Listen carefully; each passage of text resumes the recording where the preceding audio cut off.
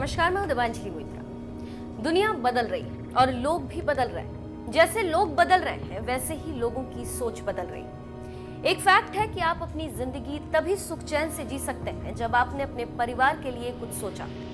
ठीक उसी तरह देश के रहनुमा भी सोचते हैं कि देश हमारा कैसे आगे बढ़ेगा और अगर बढ़ रहा है तो फिर उसे कोई नुकसान तो नहीं पहुंचाएगा। ठीक उसी तरह सैनिक भाषा में हथियारों को लेकर होती है कि आधुनिक हथियार कैसे हो और खतरनाक हथियार आगे क्या कर सकते हैं, दुश्मन को कैसे हरा सकते हैं। इसको लेकर माथापच्ची चलती रहती है। हर देश खतरनाक से खतरनाक हथियार बना रहा है और बेच रहा है और देश अपने भविष्य को सुरक्षित करने में लगे हैं। उसी कड़ी में भारत भी अपने दो दुश्मन पाकिस्तान और चीन से अपनी सीमाओं और अपने नागरिकों की सुरक्षा के लिए भविष्य और भविष्य के युद्ध की तैयारी कर रहा है।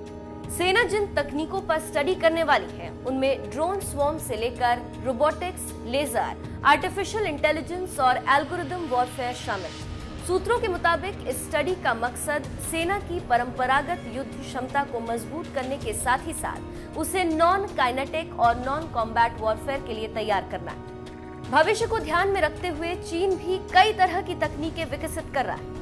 उसने आर्टिफिशियल इंटेलिजेंस यानी AI powered lethal autonomous weapon system बनाया। भारतीय सेना की नई लैंड वॉरफेयर डॉक्ट्रिन में पूरी युद्ध रणनीति को और पैना करने पर जोर दिया गया था। इसमें इंटीग्रेटेड बैटल ग्रुप से लेकर साइबर वॉरफेयर क्षमता डेवलप करने और launch on demand micro satellites, laser, AI, robotics जैसे डायरेक्टेड एनर्जी वेपन्स हासिल करने की जरूरत भी बताई गई थी।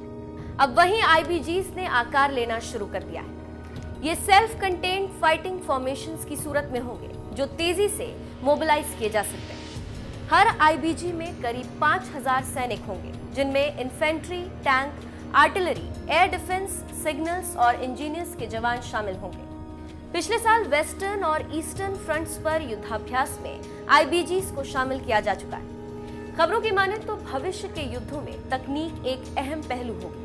नई स्टडी को 7 में से एक आर्मी कमांडर लीड कर रहे हैं। इस स्टडी से एक रोड मैप तैयार होगा जिसमें टाइमलाइन के साथ हर तकनीक पर कितनी लागत आएगी और कितना फायदा होगा, ये सब जानकारी होगी। स्टडी में AI, remotely piloted aerial systems, drone swarms, big data analysis, blockchain तकनीक, algorithm warfare, internet of things, virtual reality, augmented reality, hypersonic enabled long range precision firing system, additive manufacturing, biomaterial infused invisibility cloaks, exoskeleton systems, liquid armor, quantum computing, robotics, directed energy weapons, lighter और smart munitions जैसी तकनीक पर research होगी। सेना की military planning, सैनिकों के प्रभावी इंटीग्रेशन और ऐसी तकनीकों के एक युद्ध मशीनरी में बदलने के इर्द गिर्द घूमेगी।